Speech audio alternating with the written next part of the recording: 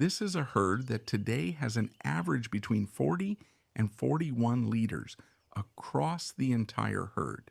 In this shed, we have the category of pre-calving cows and post-calving cows. Well, here we basically have three types of diets. The feeding system here is progressive, starting with 4 liters of milk daily in 2 feedings. Well, just say here we have all the storage for the concentrates. At one point we were talking, and I explained that there would be 3 economic units. One is milk production, the dairy farm. Another is the agricultural side.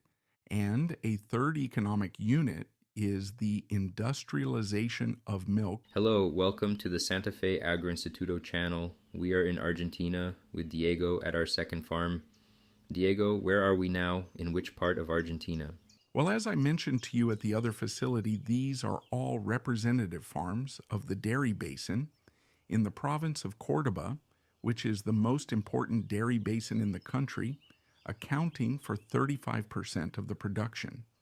Here we are at the Don Héctor establishment, located about 30 kilometers from the city of Villa Maria, more precisely in the Arroyo Cabral area.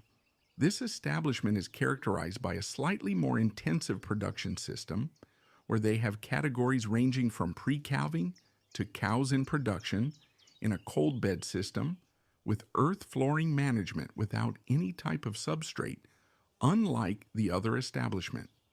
Additionally, they also have a calf housing system, also under a shed. What is the feeding like for this group? In this shed, we have the category of pre-calving cows and post-calving cows.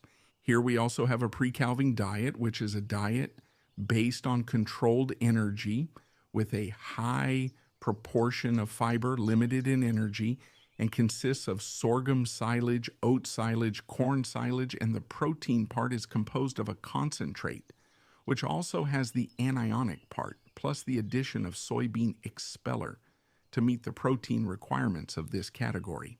Diego, can you tell us a bit about the advantages of this cold bed system? The cold bed system consists of a floor system similar to compost, with the significant difference that the bed is not fed with substrate, but is managed only with earth. The management is similar. The same movements are made, but no substrate is added. Another feature is that the cow does not stay under the shed all day, but there is an opening where it has access to a yard with a certain amount of meters. So all the effluents that the cow produces do not fall 100% directly on the bed. Part goes outside and part remains, and then it is collected. This would be the shed mentioned earlier with part of the pre-calving and post-calving. This group on the right would be the post-calving group.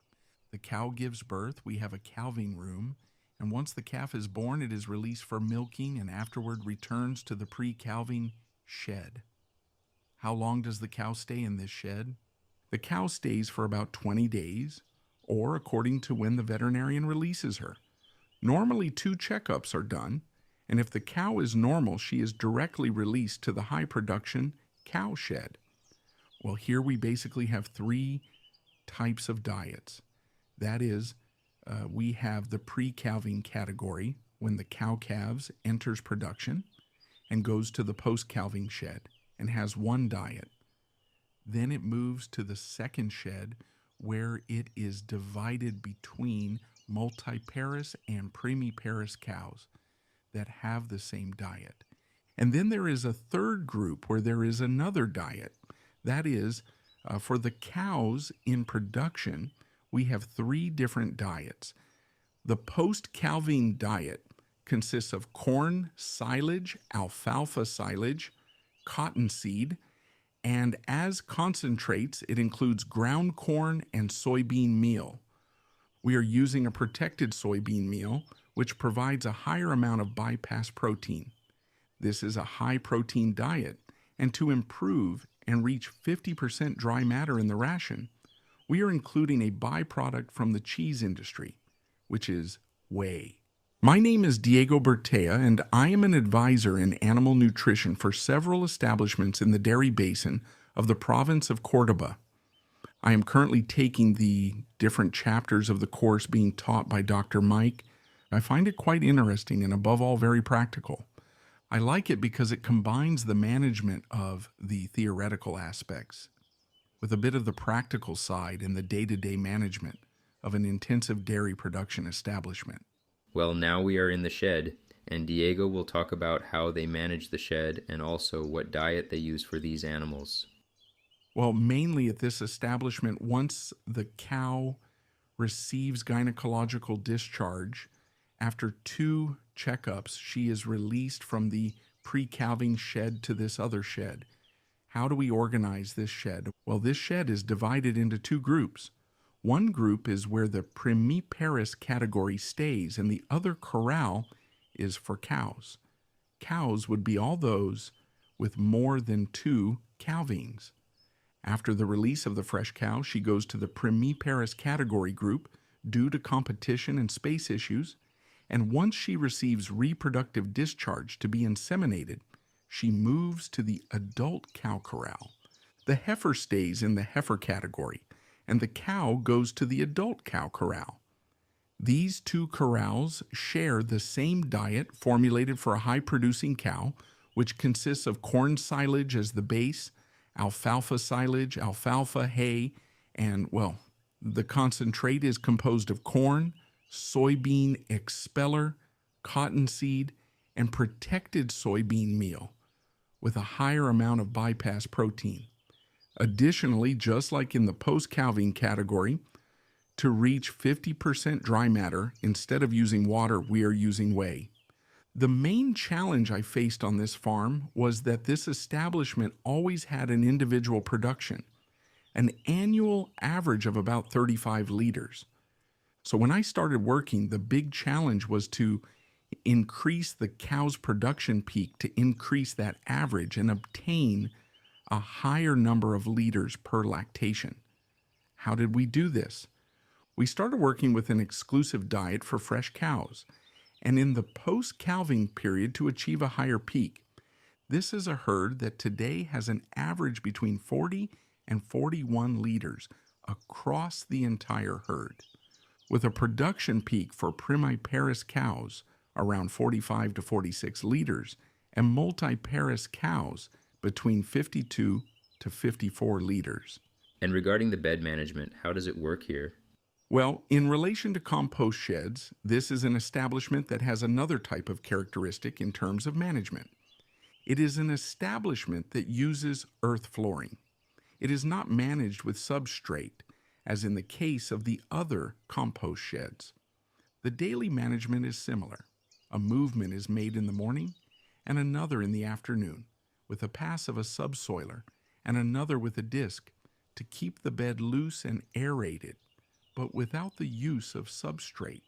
How do we maintain the bed conditions? The beds are characterized by having a yard on the sides where the cow goes out, which must be about 50 meters from the bed. The cow stays half outside, half inside, so the amount of effluent is distributed between the outside, the bed, and the feeding yard. And what about this final part? Well, as we mentioned earlier, we came from the production cow shed. Remembering that they leave the post-calving shed and then they go to the high production cow shed, divided into 2 parts, multiparous and primiparous cows. There comes a time when the cow, when she reaches certain days of pregnancy, moves to the low production group. The shed has limited capacity. There are no sheds for all the cows. So all the pregnant cows or those close to the dry period with low production are taken to the low production group. There, 2 factors are considered. The cow's pregnancy, if it is advanced, she moves to the low shed, and on the other hand, her production level. If it is lower production, she goes to the last low shed. This shed has management more similar to the dry lot system, meaning the cow has no coverage and follows another diet. This diet is characterized by being formulated with corn silage, alfalfa hay, and as concentrates we are using corn, soybean meal, and cottonseed. It does not have the protected soybean meal we use in the high production cows, which is the other significant difference, with a lower energy concentration as well. The bed management in this corral is simple. A daily cleaning is done, and there is no other management much different from the rest. And on the left side here, what do we have? Well, Jesse, once the cows enter the low group, drying off is performed and all the health treatments and corresponding vaccines are done, and they are sent to the dry cow corral, which follows the same dry lot system. This category follows another type of diet, a fiber-based diet with a high fiber concentration composed of sorghum silage, alfalfa hay, corn silage, and soybean meal, with soybean expeller as a protein supplement. Where do the animals go from here? How does it work? Well, as we just showed, this is the prepartum shed. Once the worker notices that the cow is uncomfortable and close to calving, he brings her here to the calving pen. This is the pen where all calving work is done. Once the calf is delivered from this pen, it is taken directly to the calf shed, where all health procedures and colostrum administration for the calf are carried out. This would be the calf shed. Here, the calf from the moment of birth remains in the shed for 6 weeks for males and 7 weeks for females. The feeding system here is progressive, starting with 4 liters of milk daily in 2 feedings, gradually increasing to 8 liters. The male calf leaves the shed at 6 weeks, while the female stays 1 week longer than the male. In the case of the female, once she reaches 8 liters, her milk intake is reduced to 4 liters until she is weaned and then moved to a group rearing system, known as the school, for about 15 days, which is already outside the shed. This shed houses around 50 animals. Besides liquid feeding, the calves consume a highly digestible starter feed until the 3rd week, after which they switch to regular starter feed. Are you the one who prepares the solid feed? Solid feeding in this shed consists only of concentrates. As for managing each cage, the floor is made of wheat straw, which is replaced once the calf leaves each cage. Diego, after the calf shed, do they come here? What is this place? As I mentioned, the male calves stay in the shed for 6 weeks and the females for 7 weeks. Once they leave the shed, they move to the school section for about 15 days and then to their respective pens. The males go directly to a fattening pen where self-feeding silos are used and a mixture of whole corn and a protein concentrate is prepared in a ratio of approximately 60% corn and 40% concentrate. The females, once they leave the school pen, follow the same system and are fed the same diet. When they reach about 160 to 180 kilograms, they are moved to the rearing pen 3. In rearing pen 3, what kind of feeding are we managing? In rearing pen 3, we are using all the feed leftovers that accumulate daily in the shed.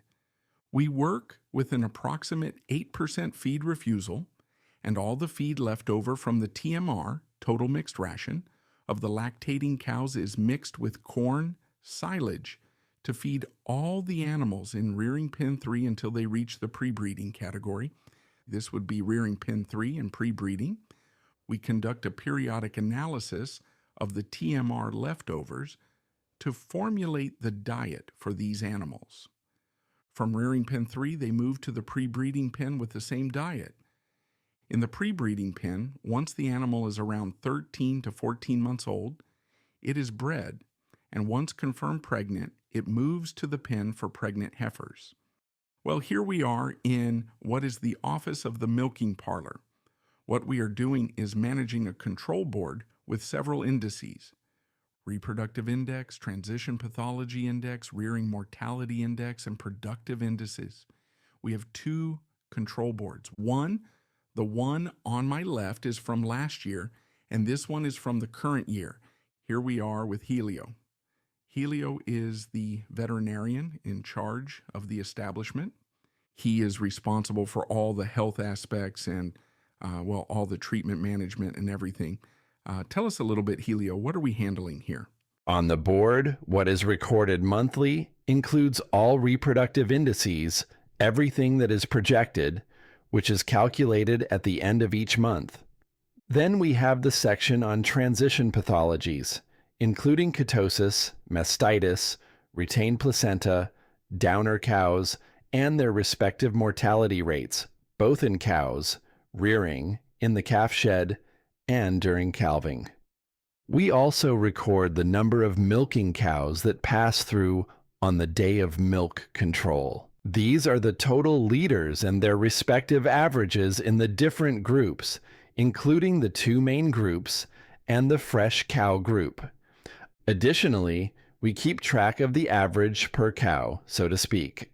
Of course, the overall average, let's say, of the entire dairy farm, each herd with its respective average and the general average of the entire dairy farm. In terms of parameters, what is in black is acceptable, and what is in red is an alarm indicating that we are exceeding the limits we accept on the farm. Exactly. Each item, for example, mortality or percentage of ketosis, mastitis, each indicator has its target number, and once it exceeds that target value, it is marked in red, signaling the need to pay attention and take corrective measures to reverse the situation. Yes, basically, we analyze what happened during the month and work on improving it for the next month in terms of the monthly review. As for the annual data on the board to the left, we use that to make corrections for the following year. Folks, we are now in the kitchen of this farm, and Diego is going to show us the ingredients they have here. Well, Jesse, here we have all the storage for the concentrates. Basically, we are using ground corn, soybean expeller, cottonseed, and a protected soybean meal with high bypass protein content, which we are using for fresh cows and high-producing cows. What we have here is soybean expeller, a byproduct, so to speak, of soybean oil milling and extraction. It is a protein product containing around 42% protein and about 7 to 8% ether extract. On the side here, we have the protected soybean meal. This is a soybean meal treated to make the protein more digestible in the intestine and less in the rumen. On the other hand, we have cottonseed. This farm, like the other establishment, is characterized by not only producing milk, but also processing it. It has its own industry that processes the milk. So they are aiming to maintain high fat and protein content. This dairy farm is currently producing around 39 to 40 liters per cow, with average values of around 4 to 4.1% fat and 3.6% protein. We also have ground corn, which is a widely used input here in Argentina, and there's not much more to say about it.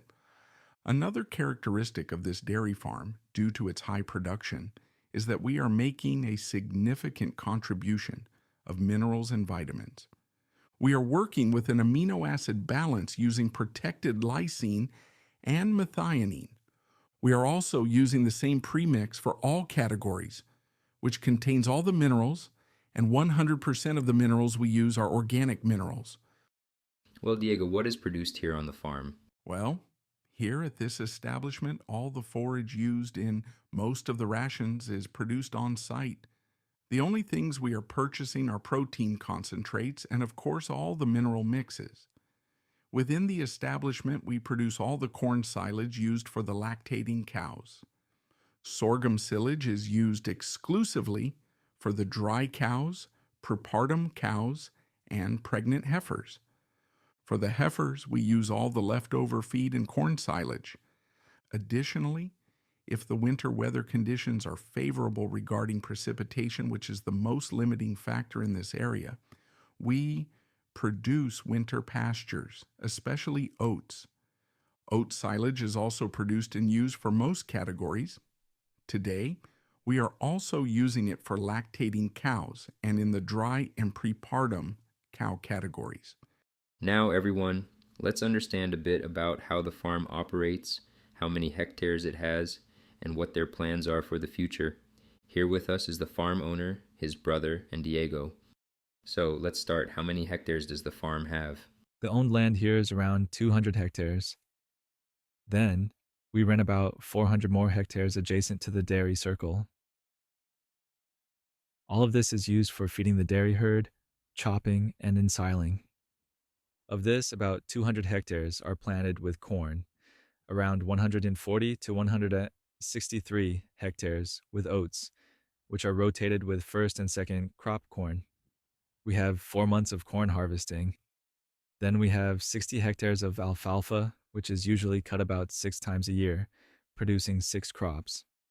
After that, we also plant about 40 or 50 hectares of sorghum, chopped sorghum, which we use mainly for the heifers, dry cows, and all non-lactating animals. As for the soybean expeller, corn grain, cottonseed, and amygma, I'm not sure if you explained what amygma is. All of that is purchased externally.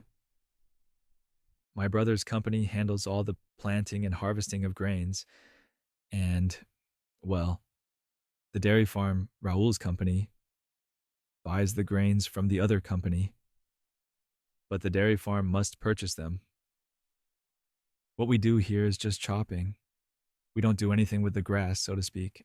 At one point, we were talking, and I explained that there would be 3 economic units. One is milk production, the dairy farm. Another is the agricultural side.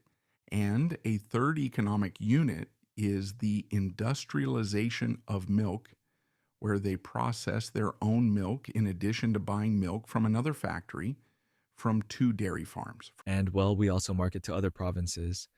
Most of it goes to the south of Argentina, to the provinces of San Juan and Mendoza, which is where most of our products are sent.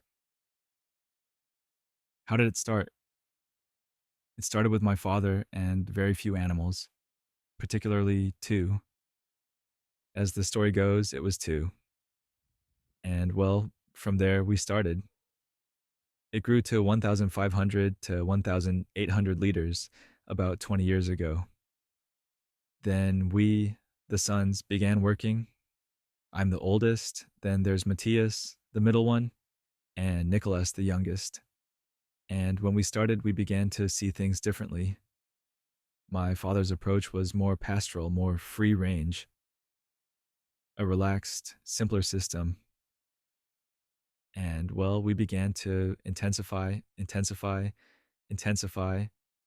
confining the animals, improving the feed with a nutritionist, balancing the diet, having someone work as a full-time veterinarian here, continuously monitoring the diseases and all the animals.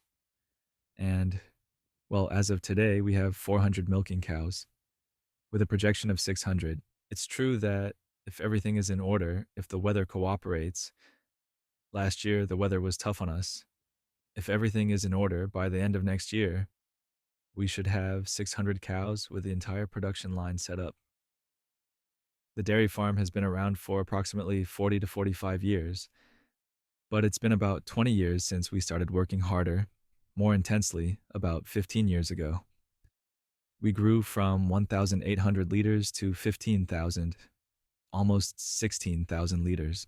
In addition to the projected growth in milking, there are other infrastructure projects planned to accompany the growth. We plan to continue with the entire system of sheds and compost beds as we have now, so the 600 cows will have the same setup. Today, all the prepartum cows, fresh cows, are already under sheds. The calf shed, which I believe you've seen, is also under a shed, but we need to expand it because it's already somewhat small. We need to double its size. And then, what's next? What I want to do next is to create something like a compost barn, but for all the young calves. All the calves that come out of the calf shed will have a semi-enclosed shed to protect them from the weather. Because we've noticed that when they leave the shed and are out in the open, we have some health issues. We want to reduce that. Folks, we are wrapping up our visit to Don Hector's farm here in Argentina. I hope you enjoyed it. Subscribe to our channel, like this video, and see you next time.